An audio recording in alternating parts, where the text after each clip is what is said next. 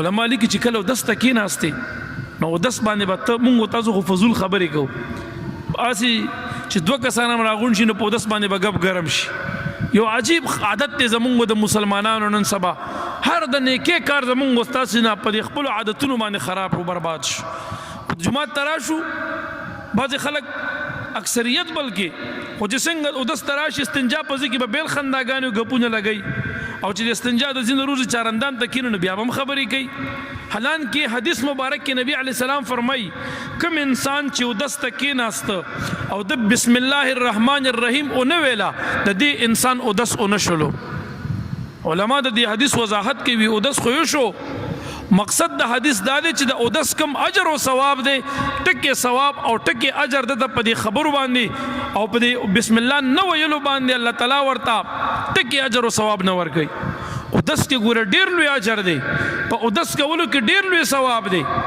ګوره دومره پورې روایتو کې راځي چې یو انسان اودس کوي د لاسونو وینځي د لاسونو د ګناه د وینځلو سره دا روان شي د اوبو سره د نکونو په دې ګروتونو کې چې دا کومه ګناه نښتې ده نو حدیث مبارک کې وایي د دې ګوتو د وینځلو سره د لاس د وینځلو سره هغه د نکونو د ګروتونو نه هغه ګناه راوځي او د اوبو کې ورسره روانه شي لاړه شي. چې خوله کنګالۍ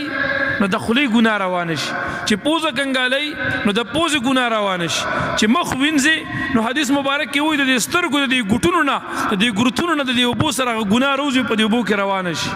چې لاس وینځي د لاس ګناه چې سر مسه کې د سر ګناه چې د غوږونو مسه کې د غوږ ګناه چې د سټ مسه کې د سټ ګناه چې خپې وینځي د خپو ګناهونه مبارک فرمایي دې سره د ګناهونه رجیږي او ختمیږي هغه اجرونه او ثوابونه په خپل ځای باندې. مبارک یو روایت کې فرمایي په قیامت کې به زه خپل امتیان د سنه پیژنم د دې اودس د ځایونو نه به پړکاو خیږي ځلیږي به لکه د نور زما د امتي به دغه پهچان زه به دا پیژنم چې دا سړی زما امتي دی را روان دی. د اودس د ځایونو نه به پړکا خیږي دا د ځایونه به ځلیږي دا به د دې امتي دپاره یو عزت او یو اعزاز وي په قیامت کې. د اودس خو ډېر لوی اجرونه دي خو چې کوم انسان اودس ته کیني دی بسم الله نه وایي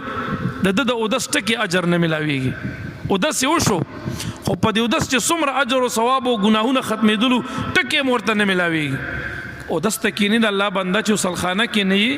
واشروم کې نه نو بیا بسم الله وایا که واشروم کې وي نو بیا په خوله باندې بسم الله به نشي ویلی په خوله باندې بیا سبقونه او کلمې به نه وي. واشروم کې خبرې هم نه دي نو لا پاتې کلمې ویل په زړه کې بیا پټ پټ وایه ځان سره. بهتره دا ده چې سړی استنجا کوي نو واشروم ته لاړ شال ته وکړه او چې کله چارندام کې نو بهر کېنه او داسې کېنه چې مخ د قبلې طرف ته راشي او بیا چې کله کېناستې نو د دس بسم الله الرحمن الرحیم ووایه او په لاسونو اوبه راواچوه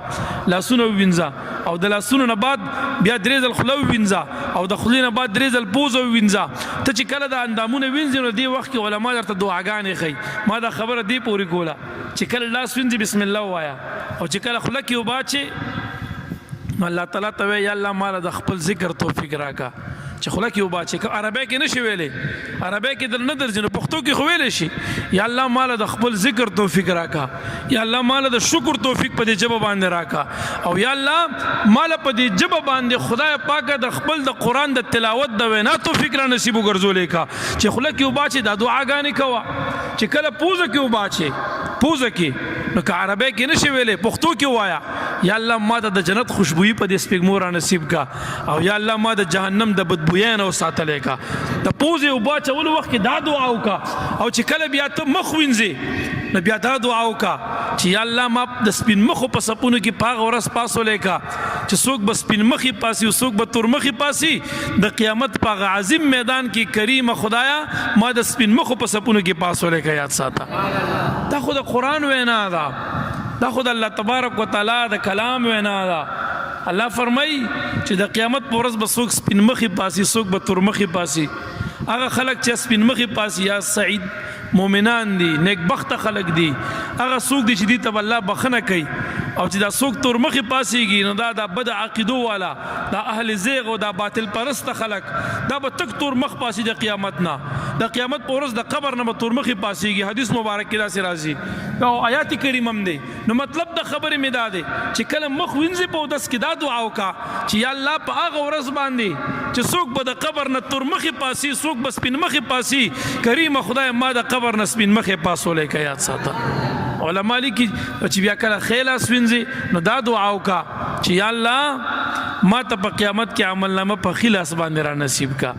او چې کله ګس لاس وینځي نو دا دعا وکړه چې یا الله ما په قیامت کې د ګس لاس د عمل نامې نه وساتلی کا مون خبرې کو په اودس کې فضل لګیایو د اودس ټکي اجر او ثواب نه کیږي اودس کې چې کله ګس لاس وینځي نو کو واشروم کې نه دا دعا وکړه چې خدای ما د ګس لاس د عمل نامې نه وساتلی کا ما د شا د عمل نامې نه وساتلی کا او چې کله بیا ته په سر باندې مسه کې نو بیا دا دعا وکړه چې یا الله په قیامت کې سوا ستا د عرش د سور نه بل سور نشته نو په قیامت کې ما ته د عرش مولا سور را نصیب وګرځولې کا دا دعا کوا یا الله زما په سر د عرش سور وکړلې کا او چې کله وګونه کې ګوته وهي او د وګونو مسه کې نو دا دعا وکا چې یا الله مال توفیق راکړه د خپل ذکر د اورېدو الہ العالمین استاد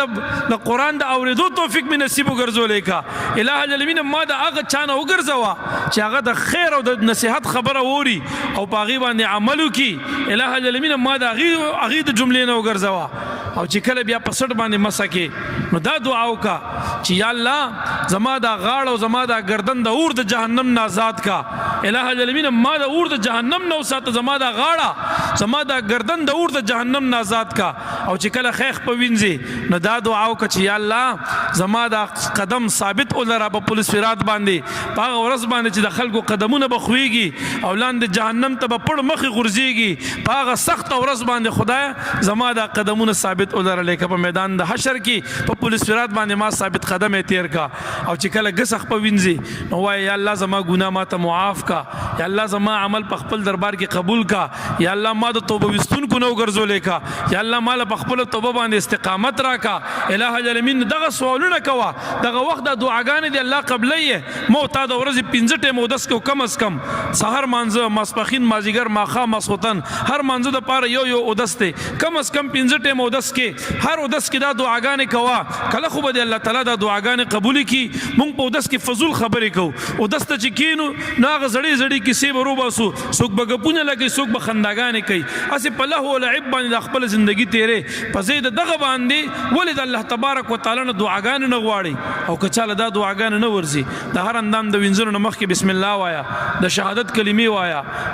شهادت کلمې اشهد ان لا اله الا الله شهادتين اشهد ان محمدن عبده ورسوله دا دعاګان دا کلمات وایا دغه تسبیحات او حمد و ثنا د الله تعالی وایا غرض